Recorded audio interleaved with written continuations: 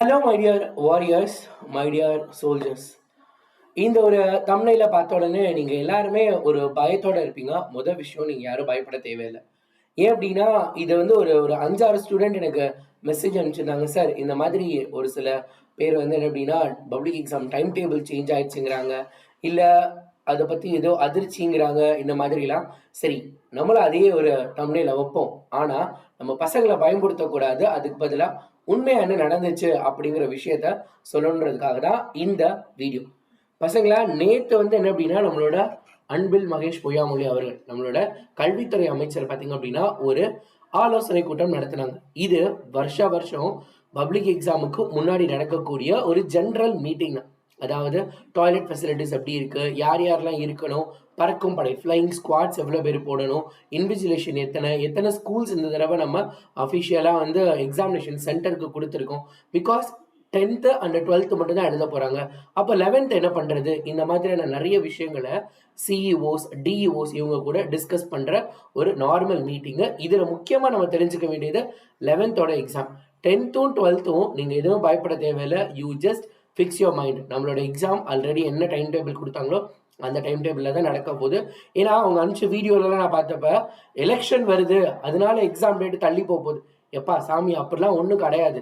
தயவு செஞ்சு யாராவது அப்படி பசங்களை சொல்லணும் அப்படின்னா அந்த மாதிரி வீடியோஸ் போடாதீங்க. நீங்கள் அதை பார்த்து பேனிக் ஆகாதீங்க. பேப்பர் கரெக்ஷனுக்கு எலெக்ஷன் வீடியோ பற்றி பேப்பர் கரெக்ஷனுக்கும் எலெக்ஷனுக்கும் சம்மந்தமா எனக்கு புரியலை. ஒரு நாள் நடக்க போகிற எலெக்ஷனுக்கும் பேப்பர் கரெக்ஷனுக்கும் எப்படி கனெக்ட் பண்ண முடியுதுன்னு தெரியல. இந்த மாதிரி நிறைய விஷயங்கள். நீங்கள் யாராவது இந்த மாதிரி பேனிக்காக இருந்தீங்க அப்படின்னா, ஆமாம் சார், எனக்கு இந்த மாதிரி ஒரு சிலர் சொன்னது எனக்கு கொஞ்சம் பயமாக இருந்துச்சுன்னு கமெண்ட் பண்ணுங்கள். ஆனால் பயப்படாதீங்க, எதுவுமே கிடையாது. இப்போ குறிப்பா 11th ஸ்டாண்டர்டுக்கு தான் ஒரு முக்கியமான விஷயம். 11th ஸ்டாண்டர்டுக்கு பொது முழு ஆண்டு தேர்வு, அதாவது காமன் ஆனுவல் எக்ஸாமினேஷன் அப்படின்னு ஒன்று நடக்க போகுது. அந்த காமன் ஆனுவல் எக்ஸாமினேஷன் எப்போ நடக்க போகுது அப்படிங்கிறத பார்த்தீங்கன்னா, யார் யாருக்கு நடக்க போகுது, டைம் டேபிள் என்ன. ஸோ நேற்று நடந்த டிஸ்கஷன்ல என்ன சொன்னாங்க, அந்த 11th ஸ்டாண்டர்டோட எக்ஸாமினேஷன் அந்தந்த பள்ளிகள் அவங்கவுங்க முடிவு பண்ணிக்கலாம். ஃபார் எக்ஸாம்பிள், கவர்மெண்ட் ஸ்கூல் தனியாக, கவர்மெண்ட் எய்டட் தனியாக, அதுக்கப்புறம் பார்த்தீங்க அப்படின்னா ப்ரைவேட் ஸ்கூல்ஸ் தனியாக. ஒவ்வொருத்தவங்களும் அவங்கவுங்களோட ஸ்கூலோட ஓவரால் ஹெட் பிரின்சிபலோ அல்லது கோஆர்டினேட்டரோ அல்லது அதுக்கு மேலே உங்களோட ஸ்கூலில் யார் வந்து ஹையர் பொசிஷனில் இருக்காங்களோ அவங்க, இல்லை நீங்கள் வந்து ஒரு பிரதர்ஸ் யூனியன் அந்த மாதிரி ஏதாவது ஒரு சில கட்டமைப்புக்குள்ளே இருந்தீங்கன்னா அவங்க கொடுக்குற டைம் டேபிள். எதுவுமே இல்லைன்னா நாங்கள் வைக்கிற already public examination arrear exam உள்ளவங்களுக்கு, ஃபெயில் ஆனவங்களுக்கு நடக்க போதில் அதே டேட்டில் கூட நீங்கள் வச்சுக்கலாம் அப்படின்னு ஒரு ஜென்ரல் இன்ஸ்ட்ரக்ஷன் கொடுத்துருக்காங்க. கொஷின் பேப்பர் நீங்களே எடுத்துக்கலாம், அவங்கவுங்க எடுத்துக்கோங்க. இல்லை டிஓஸ் சிஓஸ் கொடுத்தாங்கன்னா அந்தந்த கல்வி மாவட்டங்களுக்கு கொடுப்பாங்க, அந்த கொஷின் பேப்பரை கூட நீங்கள் யூஸ் பண்ணிக்கலாம் அப்படிங்கிறத சொல்லிட்டாங்க. இதை தாண்டி நேற்று நடந்த மீட்டிங்கில் பெருசாக விஷயங்கள் எதுவுமே சொல்லலை. இம்பார்ட்டண்ட்டாக என்ன அப்படின்னா, இந்த ஆன்சர் கீ பற்றி நம்ம பேசிகிட்டு இருந்தோம். கொஸ்டின் பேப்பரை பற்றின ஒரு ஸ்மால் அப்டேட் இருக்கு. அதுக்கப்புறம் ப்ரோட்டோகால்ஸ் உங்கள் எல்லாருக்குமே தெரியணும்ல. அதாவது எக்ஸாம் ஹால் எப்படி இருக்கும், எக்ஸாமினேஷன் சென்டரில் எப்படிலாம் அரேஞ்ச் பண்ணுவாங்கன்னு உங்களுக்கு தெரிஞ்சுக்கணும்னு ஆர்வமாக இருக்கா? உங்களுக்கு தெரிஞ்சுக்கணும்னு ஆர்வமாக இருந்துச்சுன்னா நீங்களே அதை படித்து தெரிஞ்சுக்கோங்க. இந்த வீடியோவோட டிஸ்கிரிப்ஷனில் ஒரு முக்கியமான பிடிஎஃப் வச்சிருக்கேன்.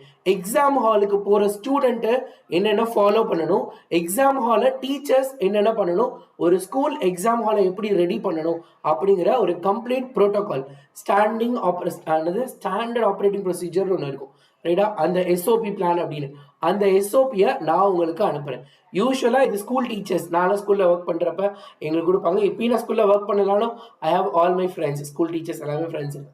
ஸோ அவங்ககிட்டேருந்து வாங்கினது தான் உனக்காக நான் அட்டாச் பண்ணியிருக்கேன். இது வந்து காமன் தான், எல்லாருக்கும் ஈஸியாக கிடைக்கக்கூடியது. மெயினாக டீச்சர்ஸ்குள்ளேயே சர்க்குலேட் ஆகிறதுனால ஸ்டூடெண்ட்ஸ்க்கு வராது. இப்போ உனக்காக அதை நான் கீழே டிஸ்கிரிப்ஷனில் அட்டாச் பண்ணியிருக்கேன், அதை எடுத்து பாரு. கண்டிப்பாக எல்லாருமே பாருங்கள். அதில் உனக்கு ஒரு டவுட் இருக்கும், அந்த டவுட் என்னன்றதை எனக்கு கண்டிப்பாக கீழே கமெண்ட் பண்ணு. நாளைக்கு நான் அதை பற்றின எக்ஸ்பிளனேஷன் கொடுக்குறேன், சரியா?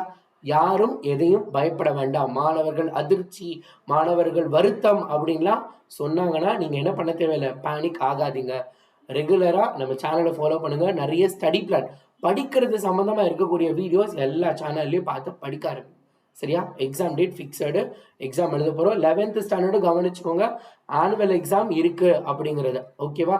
அந்த டைம் டேபிளும் கீழே அட்டாச் பண்ணியிருக்கேன் ரைட்டா. ஒரு புது டைம் டேபிள், ஒவ்வொரு டிஸ்ட்ரிக்ட்டுக்கும் காமனாக ஒரு டைம் டேபிள் கொடுத்துருக்காங்க, அதையும் டவுன்லோட் பண்ணி பார்த்துக்கோங்க.